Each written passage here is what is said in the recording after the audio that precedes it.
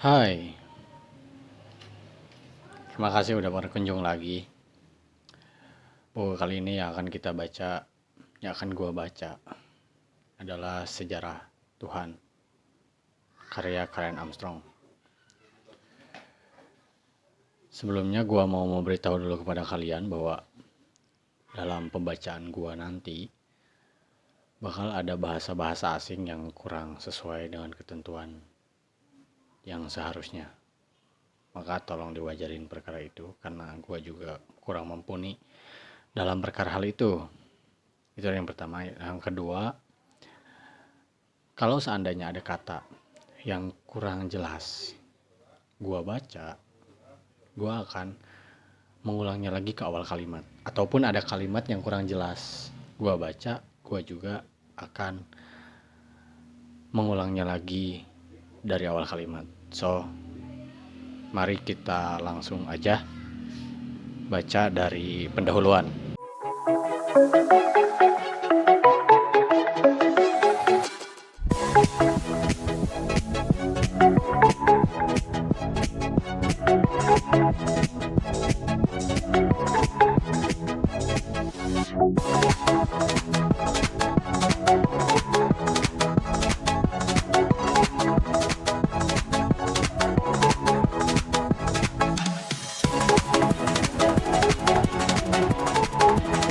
Sejak saya kecil telah memiliki kepercayaan keagamaan yang kuat, tetapi dengan sedikit keimanan kepada Tuhan.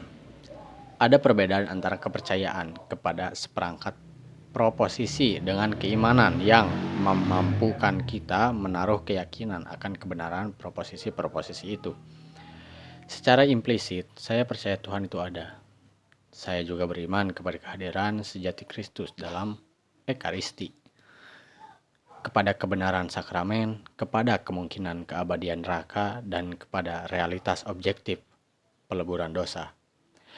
Akan tetapi, saya tidak bisa mengatakan bahwa kepercayaan saya terhadap semua ajaran agama tentang realitas sejati ini memberikan bukti kepada saya bahwa kehidupan di dunia ini sungguh-sungguh baik atau bermanfaat.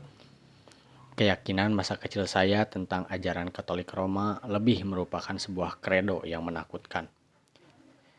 James Joyce menyuarakan hal ini dengan tepat dalam bukunya Portrait of the Artist as a Young Man. Saya mendengarkan khotbah tentang api neraka.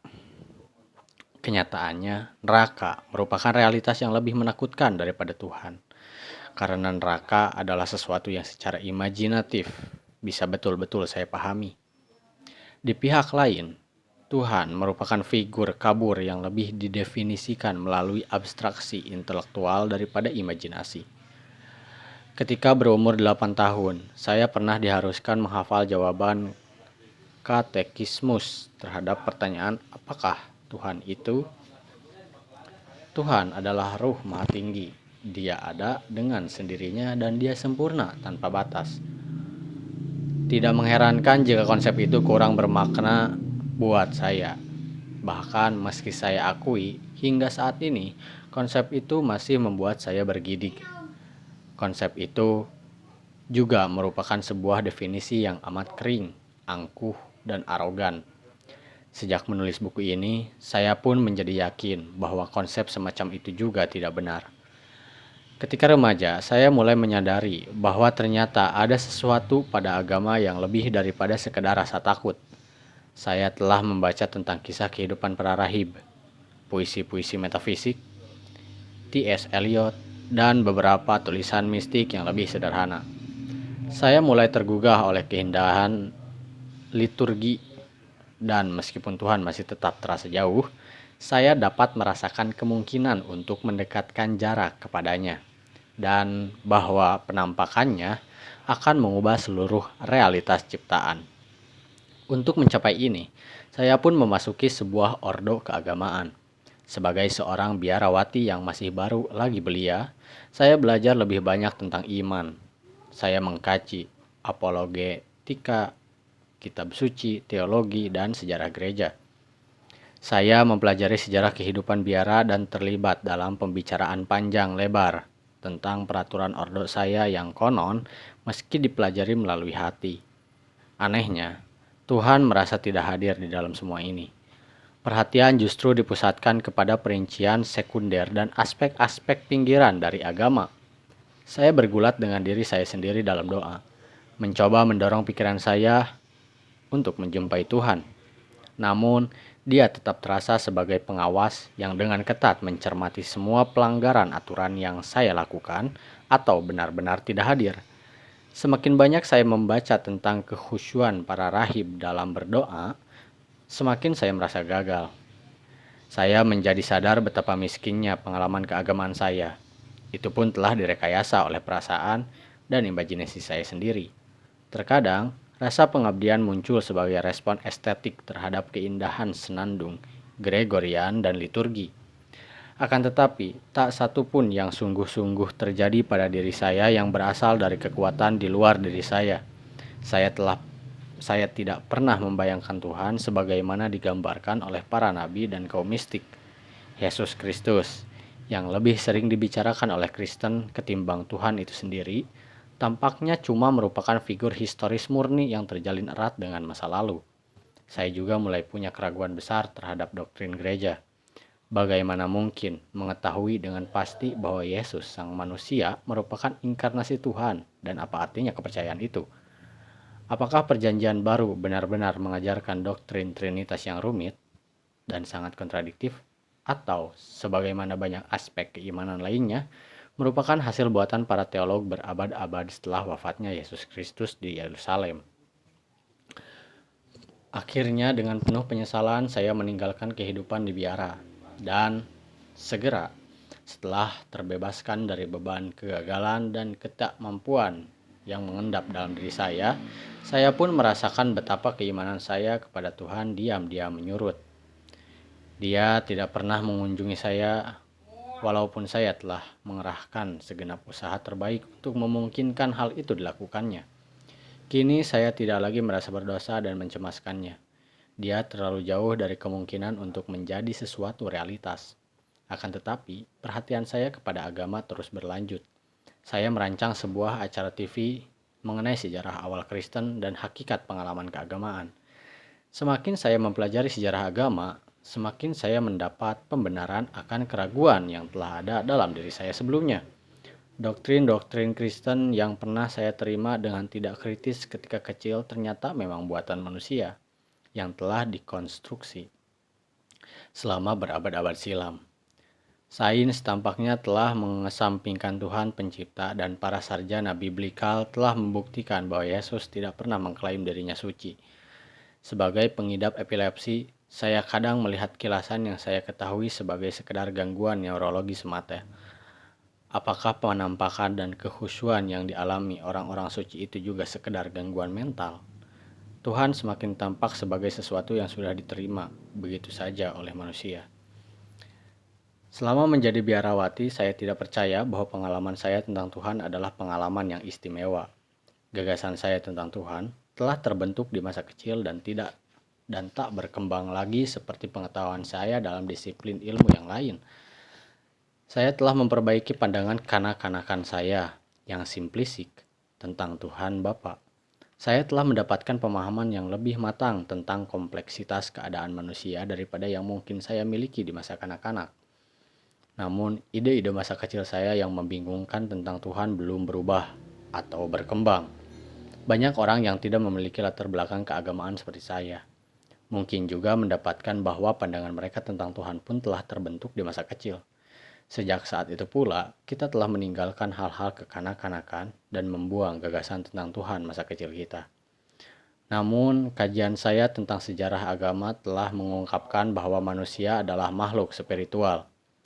Ada alasan kuat untuk berpendapat bahwa Homo sapiens juga merupakan Homo religius. Manusia mulai menyembah dewa-dewa segera setelah mereka menyadari diri sebagai manusia. Mereka menciptakan agama-agama pada saat yang sama ketika mereka menciptakan karya-karya seni. Ini bukan hanya karena mereka ingin menaklukkan kekuatan alami. Keimanan awal ini mengekspresikan ketakjuban dan misteri yang senantiasa merupakan unsur penting pengalaman manusia tentang dunia yang menggetarkan, namun indah. Sebagaimana seni, agama merupakan usaha manusia untuk menemukan makna dan nilai kehidupan di tengah derita yang menimpa wujud kasadnya. Seperti aktivitas manusia lainnya, agama dapat disalahgunakan. Bahkan tampaknya justru itulah yang selalu kita lakukan. Ini bukanlah hal yang secara khusus melekat pada para penguasa atau pendeta sekuler yang memanipulatif, melainkan adalah sesuatu yang sangat ilmiah bagi manusia. Sekularisme sekarang ini merupakan eksperimen yang sepenuhnya baru, yang belum pernah ada presidennya di dalam sejarah manusia. Kita masih perlu menyaksikan keberhasilannya. Namun, tak kalah benarnya jika dinyatakan bahwa humanisme liberal barat bukanlah sesuatu yang secara alamiah datang kepada kita. Sebagaimana apresiasi atas seni atau puisi, ia harus ditumbuhkan. Humanisme itu sendiri merupakan sebuah agama tanpa Tuhan. Tidak semua agama tentunya bersifat teistik. Cita-cita etika sekuler kita mempunyai disiplin pikiran dan hatinya sendiri dan menyediakan bagi manusia sarana untuk menemukan keyakinan pada makna tertinggi di kehidupan manusia seperti yang pernah disediakan oleh agama-agama konvensional. Ketika saya mulai meneliti sejarah ide dan pengalaman tentang Tuhan dalam 3 kepercayaan monoteistik yang saling berkaitan, Yahudi, Kristen, dan Islam, saya berharap menemukan bahwa Tuhan hanya merupakan proyeksi kebutuhan dan hasrat manusia. Saya kira dia akan mencerminkan rasa takut dan kerinduan masyarakat pada setiap tahapan perkembangannya. Prediksi-prediksi saya tidak seluruhnya tidak terbukti, tetapi saya benar-benar dikejutkan oleh beberapa penemuan. Seandainya saya telah mengetahui semua itu 30 tahun lalu, ketika saya mulai menjalani kehidupan di biara, pengetahuan itu tentu akan menyelamatkan saya dari ketegangan ketika mendengar dari para monoteis terkemuka ketika agama itu, bahwa ketimbang menanti Tuhan untuk turun dari ketinggian, saya mesti secara sengaja menciptakan rasa tentang Dia di dalam diri saya. Para rahib, pendeta, dan sufi lainnya menyalahkan saya karena mengasumsikan bahwa Tuhan, dalam pengertian apapun, adalah realitas yang ada di luar sana. Mereka dengan tegas memperingatkan saya untuk tidak berharap mengalami Tuhan sebagai fakta objektif yang bisa ditemukan melalui proses pemikiran rasional biasa. Mereka tentu akan mengatakan kepada saya bahwa dalam pengertian tertentu, Tuhan merupakan produk imajinatif, kreatif. Seperti halnya seni dan musik yang bagi saya sangat inspiratif. Beberapa monoteis terkemuka bahkan dengan tenang dan tegas mengatakan kepada saya bahwa Tuhan tidak sungguh-sungguh ada. Namun demikian, Dia adalah realitas terpenting di dunia. Buku ini bukanlah tentang sejarah realitas Tuhan yang tak terucapkan itu, yang berada di luar waktu dan perubahan, melainkan merupakan sejarah persepsi umat manusia tentang Tuhan sejak era Ibrahim hingga hari ini. Gagasan manusia tentang Tuhan memiliki sejarah, karena gagasan itu selalu mempunyai arti yang sedikit berbeda bagi setiap kelompok manusia yang menggunakannya di berbagai periode waktu. Gagasan tentang Tuhan yang dibentuk oleh sekelompok manusia pada satu generasi bisa saja menjadi tidak bermakna bagi generasi lain. Bahkan pernyataan saya beriman kepada Tuhan tidak mempunyai makna objektif, tetapi seperti pernyataan lain umumnya baru akan bermakna jika ada dalam suatu konteks, misalnya ketika dicetuskan oleh komunitas tertentu. Akibatnya, tidak ada satu gagasan pun yang tidak berubah dalam kandungan kata Tuhan. Kata ini sungguh mencakup keseluruhan spektrum makna. Sebagian di antaranya ada yang bertentangan atau bahkan saling meniadakan. Jika gagasan tentang Tuhan tidak memiliki keluasan semacam ini, niscaya ia tidak akan mampu bertahan untuk menjadi salah satu gagasan besar umat manusia. Ketika sebuah konsepsi tentang Tuhan tidak lagi mempunyai makna atau relevansi, ia akan diam-diam ditinggalkan dan digantikan oleh sebuah teologi baru. Fenomena fundamentalis akan membantah ini, karena ralat Seorang fundamentalis akan membantah ini, karena fundamentalis antihistoris mereka meyakini bahwa Ibrahim, Musa, dan nabi-nabi sesudahnya semua mengalami Tuhan dengan cara yang pasti sama seperti pengalaman orang-orang pada masa sekarang. Namun, jika kita perhatikan ketiga agama besar kita, menjadi jelaslah bahwa tidak ada pandangan yang objektif tentang Tuhan. Setiap generasi harus menciptakan citra Tuhan yang sesuai baginya. Hal yang sama juga terjadi pada ateisme. Pernyataan "saya tidak percaya Tuhan" mengandung arti yang secara sepintas berbeda pada setiap periode sejarah. Orang-orang yang diberi julukan ateis selalu menolak konsepsi tertentu tentang ilah. Apakah Tuhan yang ditolak oleh ateis masa sekarang adalah Tuhannya para patriark, Tuhan para rabi, Tuhan para filosof, Tuhan kaum sufi, atau Tuhan kaum deis abad ke-18? Semua ketuhanan ini telah dimuliakan sebagai Tuhan Alkitab dan Al-Quran oleh umat Yahudi, Kristen, dan Islam pada berbagai periode perjalanan sejarah mereka. Kita akan menyaksikan bahwa mereka sangat berbeda satu sama lain. Ateisme sering merupakan keadaan transisi.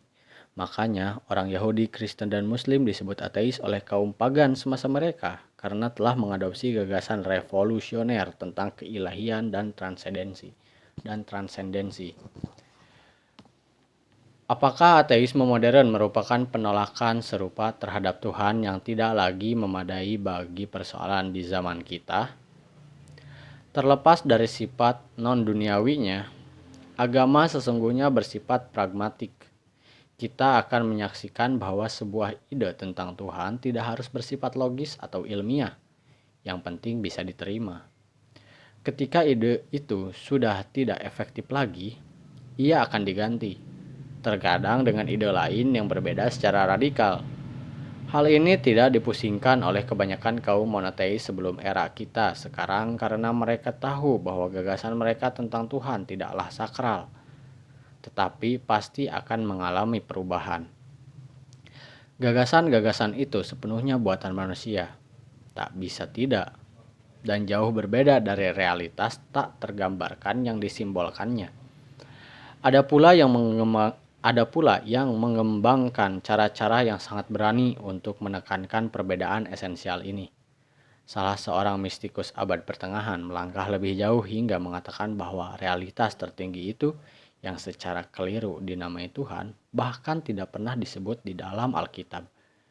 Sepanjang sejarah, manusia telah mengalami dimensi ruhaniah yang tampaknya melampaui dunia material.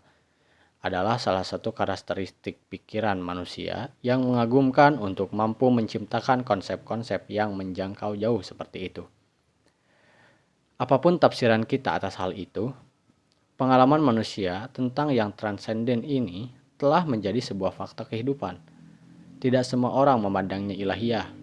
Orang Buddha, sebagaimana nanti akan kita lihat, akan menolak bahwa visi dan wawasan yang diperoleh lewat pengalaman itu berasal dari suatu sumber supranatural. Mereka menganggapnya sebagai hal yang alamiah bagi manusia. Akan tetapi, semua agama besar akan sepakat bahwa adalah mustahil untuk menggambarkan transendensi ini dalam bahasa konseptual biasa. Kaum monoteis menyebut transendensi ini Tuhan, namun mereka membatasinya dengan syarat-syarat penting. Yahudi misalnya dilarang mengucapkan nama Tuhan yang sakral, sedangkan umat Islam tidak diperkenankan melukiskan Tuhan secara visual. Disiplin semacam itu merupakan pengingat bahwa apa yang kita sebut Tuhan berada di luar ekspresi manusia. Ini bukan sejarah dalam pengertian biasa, sebab gagasan tentang Tuhan tidak tumbuh dari satu titik kemudian berkembang secara linear menuju suatu konsepsi yang final. Teori-teori ilmiah mempunyai sistem kerja seperti itu, tetapi ide-ide dalam seni dan agama tidak. Sebagaimana dalam puisi cinta, orang berulang kali menggunakan ungkapan yang sama tentang Tuhan. Bahkan kita dapat menemukan kemiripan telak dalam gagasan tentang Tuhan di kalangan orang Yahudi, Kristen, dan Islam. Meskipun orang Yahudi maupun Islam memandang doktrin Trinitas dan inkarnasi sebagai suatu kekeliruan, Mereka juga mempunyai teologi-teologi kontroversial versi mereka sendiri. Setiap ekspresi yang amat bervariasi tentang tema-tema universal ini memperlihatkan kecerdasan dan kreativitas imajinasi manusia ketika mencoba mengekspresikan pemahamannya tentang Tuhan. Karena ini merupakan sebuah subjek yang luas, saya sengaja membatasi diri hanya mengkaji tentang Tuhan yang esa yang disembah oleh umat Yahudi, Kristen, dan Islam, meski terkadang saya juga menyinggung konsepsi kaum pagan, Hindu, dan Buddha tentang realitas tertinggi untuk memperjelas suatu pandangan monoteistik. Tampaknya, ide tentang Tuhan dalam ajaran agama-agama yang berkembang secara sendiri-sendiri tetap memiliki banyak keserupaan. Apapun kesimpulan yang kita capai tentang realitas Tuhan, sejarah gagasan ini dapat mengatakan kepada kita sesuatu yang penting mengenai pikiran manusia dan inti aspirasi kita. Di tengah kecenderungan sekuler di kalangan masyarakat barat, ide tentang Tuhan masih mempengaruhi kehidupan jutaan orang. Tetapi pertanyaannya adalah, Tuhan menurut konsep mana yang mereka anut? Teologi sering memberikan penjelasan yang membosankan dan abstrak. Akan tetapi sejarah Tuhan penuh gairah dan ketegangan. Tidak seperti beberapa konsep lain tentang realitas tertinggi, sejarah ini pada awalnya dipenuhi pertarungan dan tekanan yang mengakibatkan penderitaan. Nabi-nabi Israel mengalami Tuhan mereka sebagai penderitaan fisik yang menimpa segenap anggota tubuh mereka dan memenuhinya dengan suka maupun duka. Realitas yang disebut Tuhan acap dialami para monoteis dalam keadaan ekstrim. Kita akan membaca tentang puncak gunung, kegelapan, keterasingan, penyaliban, dan teror. Pengalaman barat tentang Tuhan tampak agak traumatik. Apa alasan bagi ketegangan inheren ini? Kaum monoteis lainnya berbicara tentang cahaya dan transfigurasi. Mereka menggunakan gambaran yang amat berani untuk mengungkapkan kerumitan realitas yang mereka alami, yang jauh melampaui teologi ortodok. Belakangan ini, perhatian terhadap mitologi bangkit kembali, yang mungkin menunjukkan luasnya hasrat akan ekspresi yang lebih imajinatif tentang kebenaran agama. Karya mendiang sarjana Amerika Joseph Campbell telah menjadi begitu populer. Dia melakukan pengkajian mendalam tentang mitologi perennial manusia, menghubungkan mitos-mitos kuno dengan mitos-mitos yang hingga kini masih hidup di kalangan masyarakat tradisional. Sering diasumsikan bahwa Tuhan ketiga agama besar itu sama sekali tidak memiliki simbolisme mitologi dan syair. Namun demikian, sekalipun kaum monoteis pada dasarnya menolak mitos-mitos tetangga pagan mereka, mitos-mitos itu ternyata sering kembali masuk ke dalam keimanan pada masa berikutnya. Kaum mistik melihat bahwa Tuhan berinkarnasi ke dalam tubuh seorang wanita, misalnya. Sementara yang lain secara khidmat membicarakan seksualitas Tuhan dan memasukkan unsur feminim kepada Tuhan. Ini membawa saya ke titik sulit. Karena Tuhan ini telah terlanjur secara khusus dikenal sebagai berjenis laki-laki. Dan dalam bahasa Inggris, kaum monoteis lazim merujuk kepadanya dengan kata ganti he. Pada masa sekarang, kaum feminis dengan sangat sadar menaruh keberatan terhadap hal ini. Penggunaan kata ganti maskulin untuk Tuhan ini menimbulkan persoalan dalam sebagian bahasa bergender. Akan tetapi, dalam bahasa Yahudi, Arab, dan Prancis, gender gramatikal memberikan nada dan dialektika seksual terhadap diskursus teologis, yang justru dapat memberikan keseimbangan yang sering tidak terdapat di dalam bahasa Inggris. Misalnya, kata Arab Allah, nama tertinggi bagi Tuhan, adalah maskulin secara gramatikal, tetapi kata untuk esensi Tuhan yang ilahiyah dan tak terjangkau, al-zat, adalah feminim.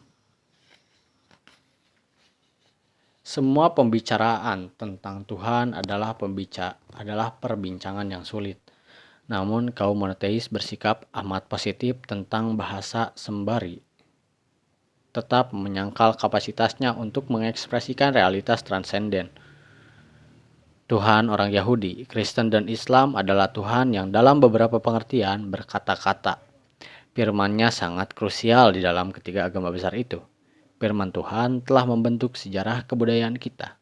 Kita harus memutuskan apakah kata Tuhan masih tetap memiliki makna bagi kita pada masa sekarang.